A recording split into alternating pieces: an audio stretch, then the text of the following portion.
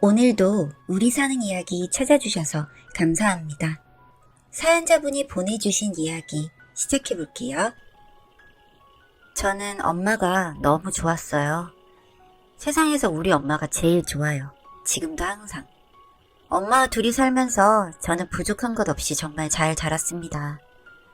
가끔 아빠가 찾아와 맛있는 밥도 사주고 비싼 인형도 사주고 예쁜 옷도 선물로 주셨지만 그저 그냥 입으로 아빠라고 부를 뿐 그 안에 어떠한 의미도 없었던 것 같아요.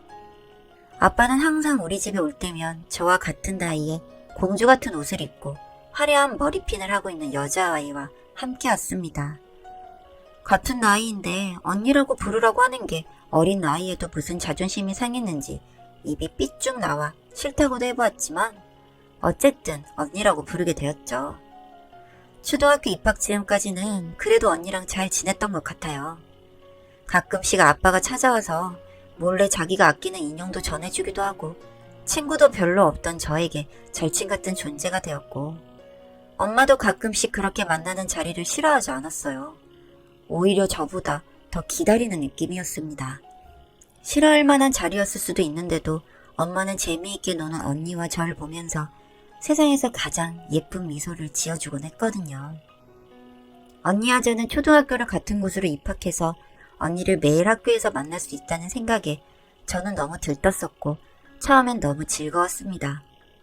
그러던 어느 날 첩, 바람, 불륜녀 이런 단어가 무슨 뜻인지도 모르던 그때 언니는 저에게 엄마가 불륜녀라고 말해주었습니다. 그 말을 전해들은 날 학교 끝나고 엄마에게 신나게 달려가 엄마, 언니가 엄마 불륜녀래. 불륜녀가 뭐야? 라고 정말 해맑게 물었어요. 밝게 웃던 엄마의 표정이 순식간에 굳어졌고 제가 물어본 질문에 대답해주지 않으셨습니다. 그때 그냥 뭐지? 하고 넘겼던 것 같아요. 그게 무슨 말인지도 몰랐으니까 크게 궁금해하지도 않았습니다. 그 후로도 언니는 저를 만날 때마다 우리 엄마가 불륜녀라며 주변 친구들에게 말했어요. 어느 날 엄마와 마트에 갔을 때 학교 친구를 만났습니다.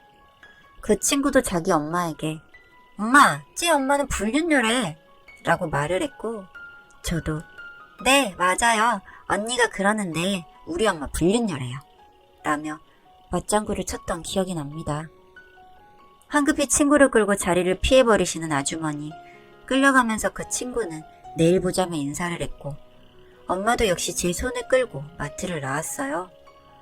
그날 이후 그 단어의 뜻이 안 좋은 뜻이라는 걸 아주 나쁜 것이라는 걸 굳이 찾아보려 하지 않아도 저는 아주 명백하게 알 수 있었습니다. 언니는 점점 학교에서 저를 멀리하기 시작하더니 괴롭히기까지 했습니다.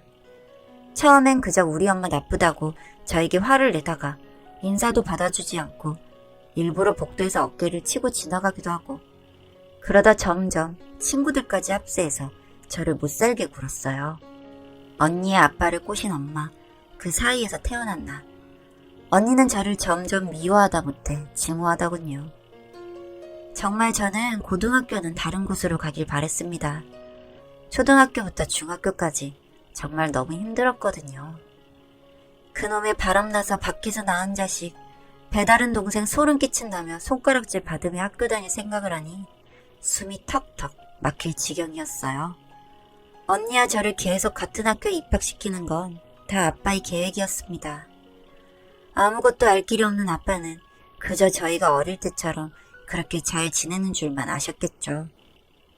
가끔씩 만나는 자리에서는 어릴 때와 다름없는 모습으로 세상에서 가장 친한 자매처럼 그렇게 가식적인 모습을 보여줬으니까요. 부잣집에 돈 많고 예쁜 언니는 배다른 동생과 같은 학교에 다니면서도 항상 밝고 교우관계가 좋은 인기쟁이였습니다. 언니의 인기가 많을수록 그 곁을 지키는 친구들이 늘어날수록 저의 알 수 없는 적들은 저를 아무 이유 없이 미워하는 사람들 또한 늘어갔습니다. 그렇게 길고 길었던 언니의 가식적인 연기는 고등학교까지 같은 학교를 배정받은 후에서야 아빠에게 들키게 되었습니다. 중학교 졸업식 날 학교 건물 뒤편에서 케첩과 젓갈을 퍼부으며 온갖 욕을 하며 깔깔거리던 학생들 사이에 서 있는 언니의 모습을 아빠가 보셨거든요. 아빠를 발견한 언니는 많이 놀란 듯 했습니다. 아니, 두려워 보였습니다. 아빠가 무서운 건지, 그 옆에 서 있는 고운 언니의 엄마가 무서운 건지, 언니의 손끝이 미세하게 떨리고 있었습니다. 밀가루와 케첩 범벅이 된 몰골로 아빠 옆을 모르는 사람인 척 지나쳤습니다. 아는 척 할 수 없었습니다. 아니, 먼저 아는 척 해주길 바랬을지도 모르겠습니다. 하지만 아빠는 그저 고개를 숙일 뿐 어떤 말도 어떤 행동도 취하지 않으셨죠. 터벅터벅 걸어서 교문으로 나오는데 눈물이 나더군요. 제가 잘못한 게 아닌데 왜 이렇게 괴롭힘을 당해야 하나. 지금까지 너무나 좋아하던 엄마까지 미우면서도 그 어린 날 마트에서 엄마에게 내가 한 짓이 지금 내가 당하는 것보다 더 괴로운 일이었겠구나 싶은 마음이 교차했습니다. 엄마는 뭐가 무서운 건지 졸업식 내내 학교 안에 들어오지도 못한 채 교문 밖에서 저를 기다리고 있었나 봅니다. 밀가루 범벅에 눈물 흘리며 걸어 나오는 저의 모습을 보고는 멀리서 뛰어와 무슨 일이냐며 밀가루를 털어내셨어요. 저는 엄마의 그 모습도 꼴보기 싫었나 봐요. 엄마 들으라는 식으로 지금까지 제가 듣던 그 밖에서 낳아온 자식, 불륜녀 이런 단어들을 툭툭 내뱉으며 지나가는 학생들. 안 들리는 척 꿋꿋이 밀가루를 털어내던 엄마는 끝내 고개를 떨구시고 저에게 미안하다 말씀하셨습니다. 엄마 손을 꽉 잡고 집으로 돌아와서 정말 펑펑 울었던 것 같아요. 다신 절대 돌아가고 싶지 않은 그날 최악의 졸업식이었습니다. 고등학교 입학과 동시에 전학을 알아봤습니다. 그게 마음처럼 쉽지 않았지만 엄마는 저를 위해 이리저리 방법을 찾아보려 노력하셨습니다. 그래도 졸업식 때 발각이 돼서 그런지 언니의 직접적인 괴롭힘은 없었고 덕분에 저도 그저 조용히 공부만 했습니다.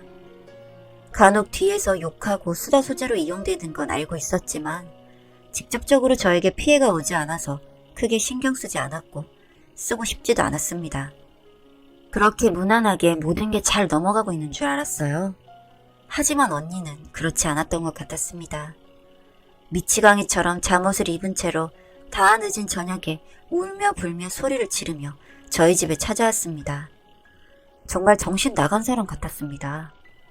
대뜸 집에 들어와서는 집안 살림을 다 부실 작정인지 방방 뛰고 엄마를 잡고 마구 흔들며 진짜냐고 악을 쓰며 묻는데 무슨 소리인지 알아들을 수가 없었죠.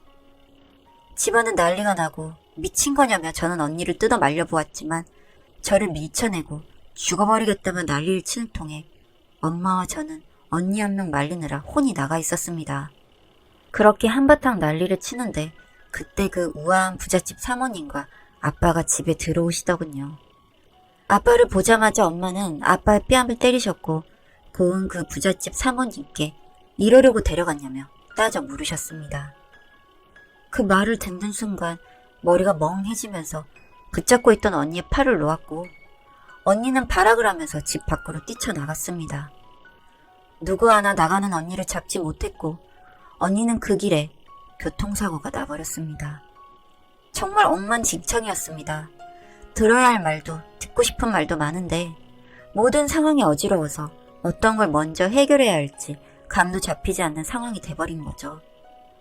그리고 전 믿을 수도 없는 엄청난 이야기를 들었습니다. 대학교 때부터 엄마 아빠는 긴 연애를 했대요.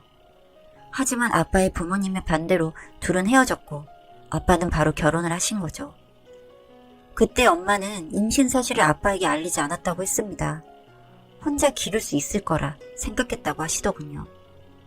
하지만 저희는 일란성 쌍둥이, 엄마 혼자의 몸으로 저희 둘을 모두 감당하기엔 몹시 버거웠고 무서웠겠죠.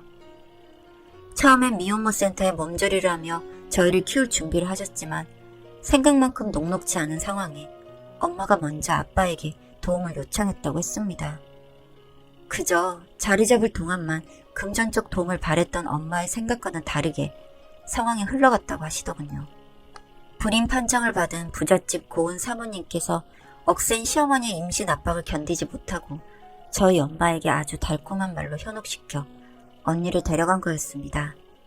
그 덕에 저는 부족한 것 없이 이렇게 잘 자랄 수 있었던 거였고요. 모든 퍼즐이 맞춰져 갈 때쯤 왜 언니가 그렇게까지 발악을 했는지 이해가 갔습니다. 진짜 엄마에게 온갖 나쁜 프레임을 씌우며 친구들과 욕하고 손가락질하며 살아왔던 자신인데 얼마나 놀라고 괴로웠을까요? 그렇게 더럽다며 경멸하던 사람들과 사실은 정말 진짜 가족이었다니 얼마나 놀랐을까요? 평생을 쌀쌀맞은 엄마 아래에서 이쁨 받아보겠다고 집안에서 노력했을 어릴 언니의 모습이 상상되며 안쓰럽기도 했습니다. 끝까지 좀 잘 좀 숨겨주지. 이럴 거면 그냥 데려가지 말지. 병실에 누워있는 언니를 먼 발치에서 바라보며 그저 모든 게 다 자기 탓이라 조용히 눈물 흘리는 엄마의 뒷모습이 너무 가슴 아픕니다. 언니는 현실로 돌아오고 싶지 않은가 봐요. 몸은 다 나았지만 아직 아무도 알아보지 못하고 잦은 발작을 일으키며 알 수 없는 혼잣말을 하곤 합니다. 할머니는 저에게 연락을 하십니다. 이제 아빠의 핏줄은 저 하나 남았다고요. 참, 그 연락이 소름이 끼치고 사람이 이렇게 뻔뻔할 수 있나 싶은 생각이 들지만 대신 저에게 특혜가 엄청 많이 생겼습니다. 통장에 매달 용돈이라며 돈이 꼬박꼬박 들어오고 신용카드도 받았거든요. 대학교 입학하고 나서는 학교 근처에 집까지 얻어주셨습니다. 모든 혜택이란 혜택을 아주 쏙쏙 다 빼써먹고 있습니다. 등록금도 대주시고 카드도 아주 펑펑 쓰고 있어요. 억지로 쓰지 않아도 될 것까지 그냥 마구마구 카드를 쓰는 것 같아요. 그냥 그렇게 저 나름대로 지금까지 있었던 일들을 보상받고 있는 거라 생각하고 있습니다. 요즘 엄마는 매일매일 언니 병원에 찾아가느라 정신이 없습니다. 그런 엄마를 이해해보려 합니다. 미우나 고우나 자기 딸이잖아요. 하지만 언니를 엄마를 알아보지 못합니다. 눈이라도 마주치며 발작을 해버려서 사실 병원에서도 찾아오지 말라고 하는데도 엄마는 그저 멀리서라도 한번 보고 오겠다고 매일 병원으로 출근하십니다. 사실 저도 한번 찾아가 보고 싶긴 한데 저도 보면 발작을 하진 않을까 걱정이 되어서 아직까지 가보지는 못하고 있어요. 조금 더 지나면 언니도 짐을 좀 덜어놓고 저희를 반겨주는 날이 올까요? 아니, 같이 눈이라도 마주치며 인사라도 할 수 있는 날이 오긴 할까요? 언니에게 이제 다 용서했다고, 나는 이제 괜찮다고 이 말을 전할 수 있는 날이 오기를 기다려봅니다. 제 어둡고 재미없는 이야기 들어주셔서 감사합니다.